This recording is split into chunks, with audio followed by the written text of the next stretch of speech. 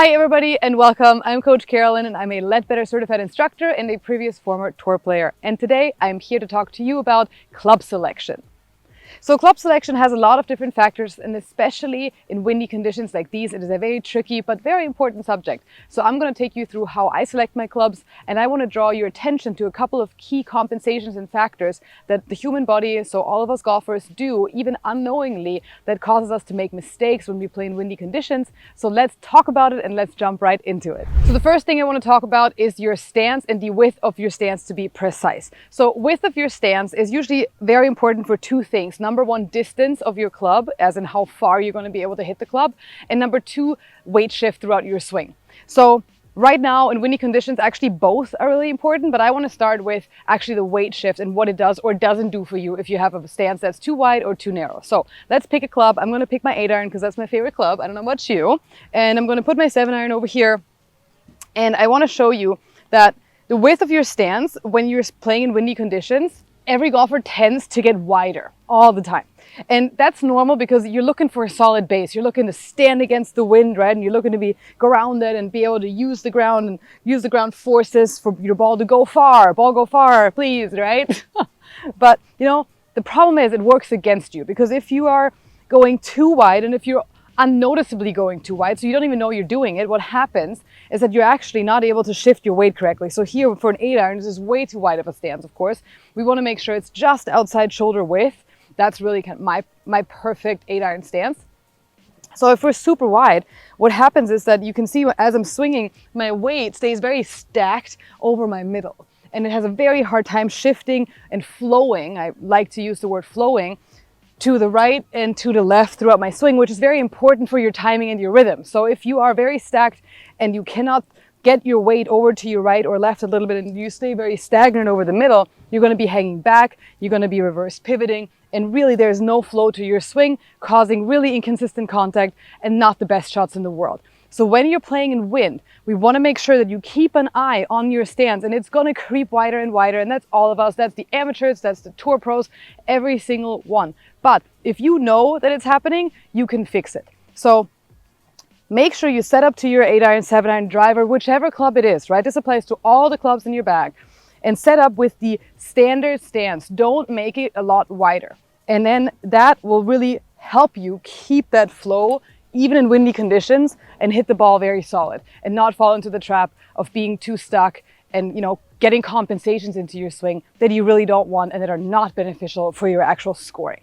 Setting up with my normal stance, making sure. Sometimes it feels a little weird because there is wind. I would like to go wider, but just make sure that you know you made the right decision by not going much wider with your stance. Just trust it. Trust yourself. That's a big factor in golf, right? We all know this.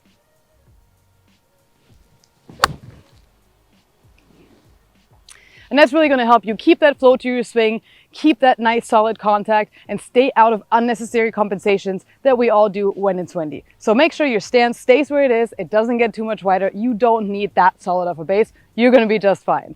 The second thing that I touched on is that the width of your stance also determines how far your ball goes. So to a certain extent, I want to say this and I want you to take it with a grain of salt. So it really goes from wide to narrow. So it's not like the wider you stand, the further your ball is going to go. That is not true. But the reverse is true. The narrower you stand, the shorter the ball is going to go. So it really only works one way. Unfortunately, it doesn't work the other. So that would be a lot easier if you just stand like this and then hit it super far.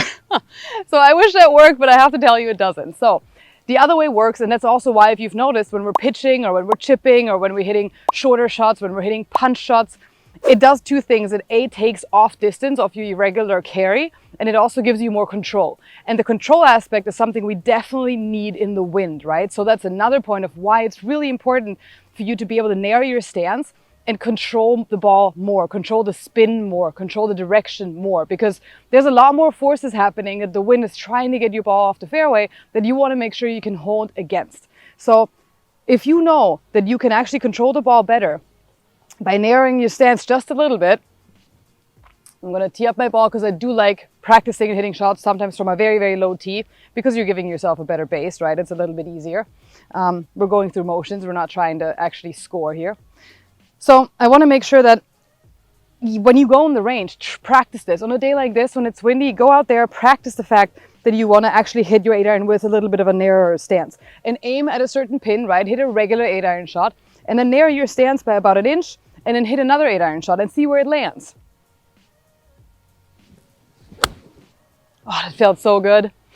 See, by just me narrowing my stance by about an inch and a half, it brought down my ball flight, it made my contact super solid, and it has less spin. So spin in the wind really is not ideal because it'll take it on more depending on where the wind is pushing from.